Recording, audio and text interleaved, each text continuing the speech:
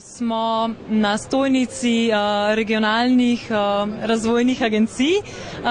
V bistvu povedano po domače, tukaj imamo zbrane vse možne štipendijske sheme, kaj sploh pride v poštev za tiste, ki jih zanima kaj več o štipendijah. Zato bi vas vprašala, za koga v bistvu je to najbolj namenjeno, za koga so te štipendije? Naj izpostavim, da gre za kadrovske štipendije, so pa za dijake in pa za študente. Torej, regionalne razvojne agencije pokrivamo različna področja, se pravi vsak svojo regijo in v vsaki regiji v bistvu po istem postopku vsako leto razpisujemo štipendije, kadrovske štipendije v sodelovanju z delodajalci seveda. Naj omenim te bistvene datume, na katere je potrebno paziti ze strani dijakov in študentov. Najprej vsakega maja v letu pa do konca avgusta probamo v našo shemo vključiti čim več delodajalcev. Tistih, ki so zainteresirani pač podeliti kadrovske štipendije. Se pravi, vsaka razvojna agencija, in teh je 12 v Sloveniji, vsaka regija ima svoj RRA, krajše, poskuša pač privabiti na ta način v svojo shemo čim več teh pravnih oseb. No in po avgustu, ko zberemo vse te podatke, se strani delodajalcev mi objavimo javni razpis za dijake in študente. In ta javni razpis je odprt septembra in približno do polovice oktobra traja. In v tem javnem razpisu je seznam vseh delodajalcev, ki iščejo točno določeno potrebo. In seveda pozivam študente, tako tudi dijake, da si pogledajo te javne razpise, lahko tudi razpise iz preteklih obdobij, namreč v teh razpisih so razvidni tisti delodajalci, ki dejansko pač iščejo neke profile in to je dobra prva informacija, kaj dejansko se sploh išče. Naj izpostavim, da so to vendarle strojniki, gradbeniki, medicinci, kuharji, natakari, tesarji, gradbeniki in tako naprej, ampak ne izključujem niti drugih družboslovnih smeri, ker se vendarle tudi najdejo taki. Torej govorim o kadrovskih štipendijah.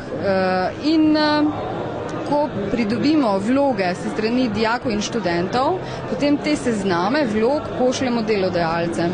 Delodajalci prejmejo te sezname s podatki in povabijo na razgovor svoje potencialne štipendiste.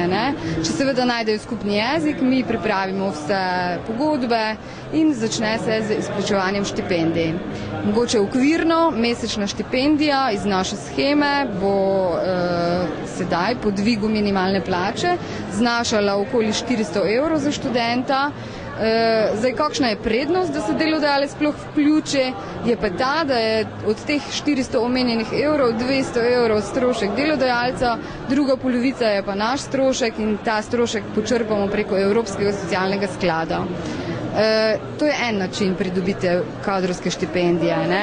Jaz pa vedno ponavljam tudi študentem, da naj sami, morda za to informacijo, ki sem jo malo prej povedala, da obstajajo ta sredstva na razpolago, da lahko sami stopijo do delodajalca in sami direktno dajo prošnjo za pridobitev štipendije, ker ni potrebno vedno in zmeraj čakati na neke državne inštitucije in na neke razpise, lahko sami stimulirajo pač neko svojo ponudbo, pa poiščejo delodajalca svojega bodočega.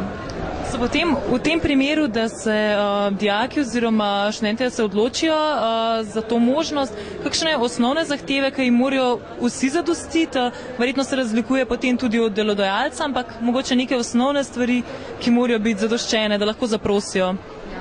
Torej, v bistvu ni omejitev, razen starostne omejitve, naj omenim, da ob prvem vpisu ne sme biti starejši od 26 let, da se prijavijo tisti štipendisti v tiste sheme, od koder je stalno bivališče, v glavnem, da niso prijavljeni na Zavod za zaposlovanje in da niso v rednem delovnem razmerju.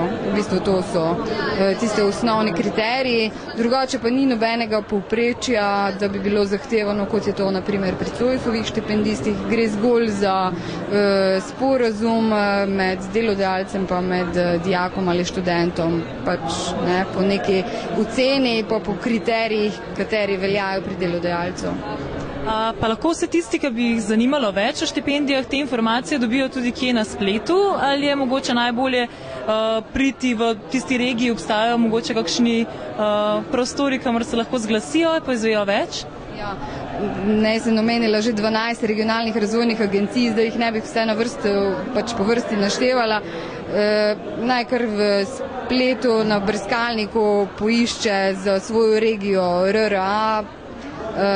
Mi imamo tudi skupno spletno stran RRA-GIS, ker smo kot člani združene v gospodarsko-interesnem združenju, pa morda je tista točka RRA-GIS, torej, kjer najdete točno, v katero regijo spadate sami.